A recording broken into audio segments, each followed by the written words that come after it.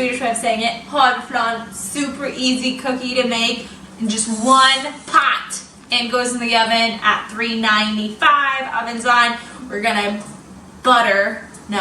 melt our butter. It's 75 grams, and then we're gonna add our ingredients, and then we're gonna pop it all in the oven. While my butter is melting, I'm gonna get our baking trays ready. Put parchment paper on. I'm supposed to be able to make 30. Last time I made these, I made 10. So that's not right. We did not make 30. We didn't make 20 either. Maybe 15. Okay. But I have a fancy cookie scoop. Thank you for this. So we're gonna see if that works today for this. Okay, this is super easy to do, and then we're just gonna add our remaining ingredients. So we have 1 deciliter of flour, 1 deciliter of oats. I use quick oats. I think you can use whatever you have. This is what we had in our pantry. And then 1 deciliter of sugar.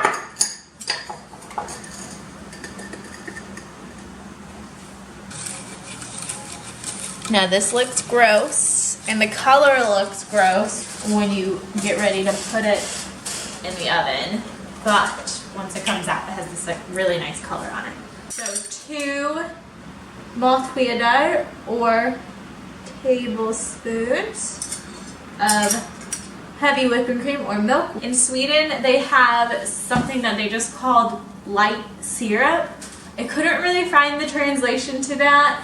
And this is not the equivalent, which is corn syrup, but it was the closest we could get. So that's what we've been using. Again, this does not make it healthy, but it makes it good.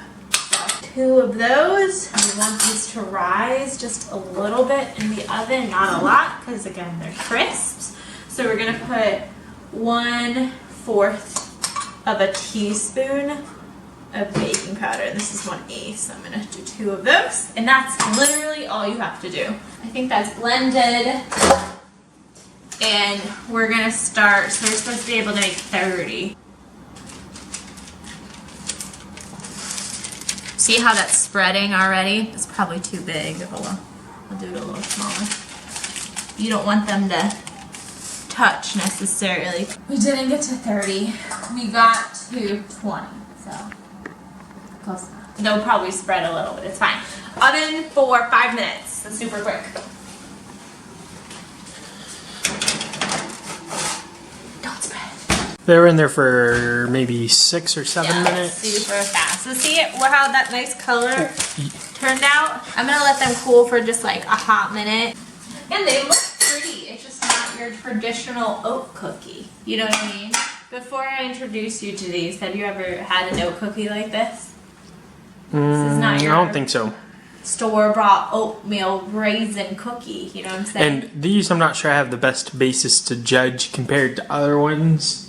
Just because I'm pretty sure that yours are the only ones I've had. We'll see how they are. As a kid, and they were like store-bought sometimes, but then the bottom would be dipped in chocolate, or like the whole bottom would be chocolate covered, and then just like a little thicker. I think they're supposed to be a little bit more uniform, but who got time for that? Here is your Fika for today. That took us less than an hour. So whenever you take them off, they were soft. But now they're like hard, like little crisps, as you might say. Ooh, you heard that crisp sound? I realized You're like Ron Swanson. I think this is kind of like... What? It's kind of like the oats version of Rice Krispie treats. Oh, it's a good... I like that. Delicious. Yeah. It's like, yeah, I feel like that's how I would think about it. Because, I mean, my mom would make Rice Krispie treats at home.